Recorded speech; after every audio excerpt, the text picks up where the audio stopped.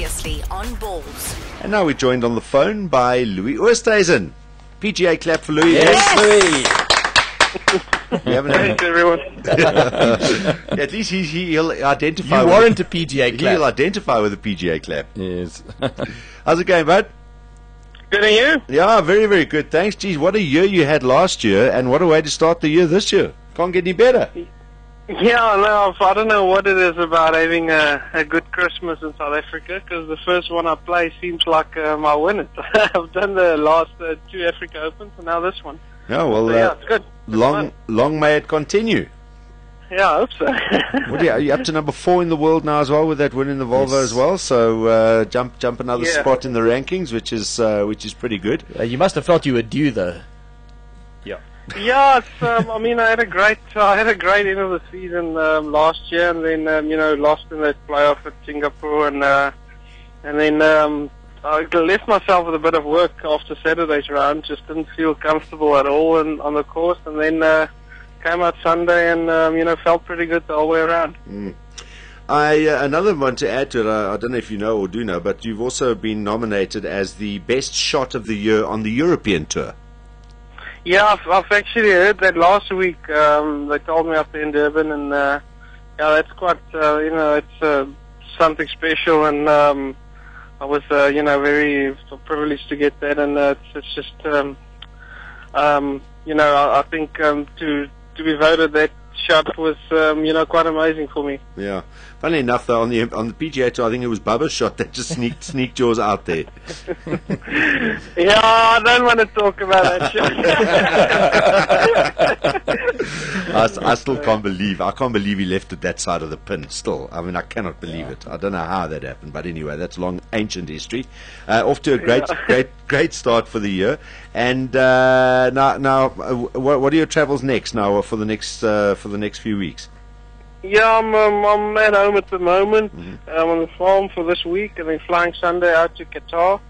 And then, just spending, after Qatar, spending 2 weeks here before I go over to America. And then it's, full throttle again the whole year in America. So, it's going to be busy then. So I'm trying to take the weeks off, now that I have to spend some proper time here with the family and friends.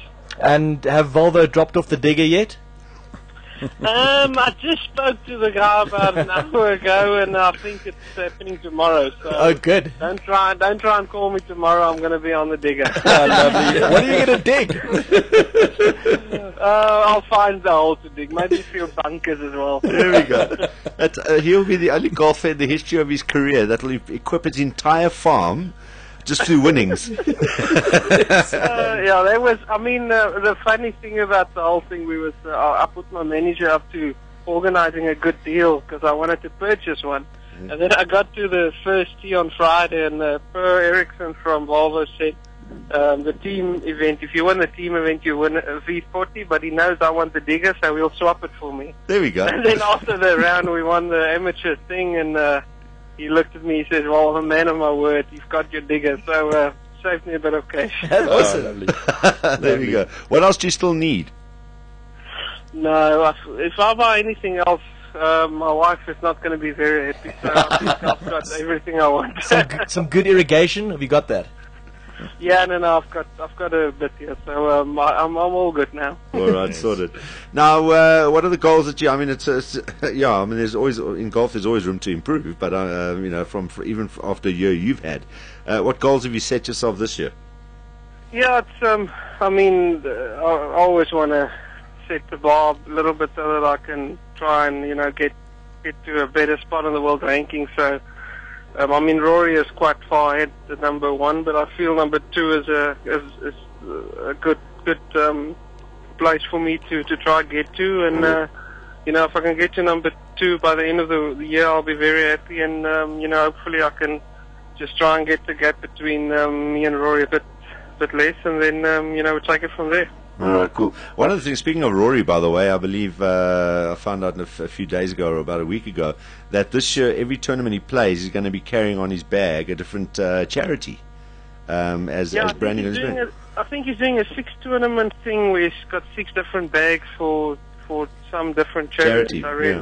So, I mean, that's a great thing, and it's good for him, yeah. I think it's a great concept, and I can see that actually maybe spreading throughout a lot of players on the tour. I think a lot of charities will see this as an opportunity to get some awareness. So you'll probably, and may it be the rhino people that give you a call first. Yeah, I mean, yes, I think that's the biggest thing now in South Africa. If we can somehow try and stop that. I mean, it's a shame you read every week about rhino poaching and stuff, and I think if there's anything that we can do and try and help, it'll be great. Yeah, and also we haven't had a chance to speak to you. I mean, obviously it's been a hell of a good year watching you. Is the Springbok green, is that done with intentionally? Sorry, say that again. Die Springbok groen wat jy elke nou en dan dra. I think you had it till the final round of the Masters. Was that intentional? Oh, yeah. No, yeah, that was, there's you'll see the colors that I wear. There'll be some black, blue, yellow, green, red in there somewhere. So, yeah, I try to go around that color. Sometimes the shirts they send us just doesn't allow it, but I always try and just, get those colors out there. I think if you watched me and Charles a few years back, or last year, 2 years ago at the World Cup as well, we tried that. So it's always nice to show people where you come from. Really suits you as well, and long may that continue too. Louis, really chuffed to have got the opportunity to chat to you. Congratulations on your on kick-starting your year once again, off on a flying start, and we wish it just continues right the way through all the majors and your campaigns overseas. Obviously you're going over to America. How much of the European tour are you going to be playing this year? Yeah, I'm still going to keep my cards. I'll do my 13 events, but unfortunately, it's probably only going to be either the Open that I'm going to do, and the rest will be at the end of the year in China and in Asia. So, with the schedule nowadays, it gets a bit tough, and with the family, we've settled in America, and it's just a bit easier. The traveling gets a bit to you. Yeah, I can imagine. Louis, sorry, just before you go, was it difficult to concentrate at all this weekend with all that noise coming from the stadium next door? No, actually not. I think everyone made such a big thing about it, and then when you play, it didn't really bother you. I think it was everyone was just more about the traffic getting to the golf course on Saturday. Yeah.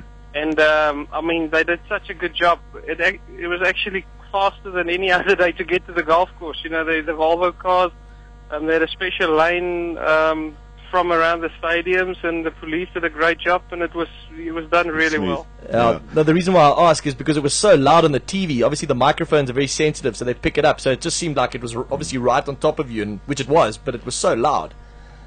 Yeah, I didn't really. Well, maybe I should have listened more to that. It would have taken the focus of the way I played. No, bad. I played horrible on Saturday. Yeah, coming from 5 shots behind. Awesome. Awesome. Now, listen, just sorry, I wanted to ask you. I mean, there were a lot of people concerned about Country Club sort of a long way before leading up to this event. How was the course? You know what, I think, me as well, can't believe that they would have the tournament that time of the year in Durban, the weather and everything, and they had 190 mils in one day, apparently, about 6 weeks ago. So it was, they showed pictures of the 16th hole being underwater completely. Yeah. So, they did a fantastic job. The greens were good. The greens were true, they a little bumpy, but that's that type of grass. And the whole golf course was just set up brilliantly. And, the guys there did an unbelievable job to get that course in that kind of shape. All right, well, kudos to the greenkeeper and his staff then in that case. Because, they've had a lot of problems over there, and it's been disappointing because it's one of our leading golf courses. So I'm glad they managed to get it right for this event. Louis, dankie vir jou tyd. Thanks very much for chatting to us, and all the best for the year ahead. Look forward to chatting to you again sometime towards the end of the year when you've notched up a few more wins. Thanks very much, man. Thanks. Keep the word out there, and you guys are doing a great job. Thanks. Thank you, Louis. Thanks, Louis. Cheers, bye. Cheers. Bye-bye. Louis Oosthuizen. This is Bulls Visual Radio. Darren, Simon, Kate, and John. Weekdays from 3 p.m. to 6 p.m. Central African Time. Bulls.co.za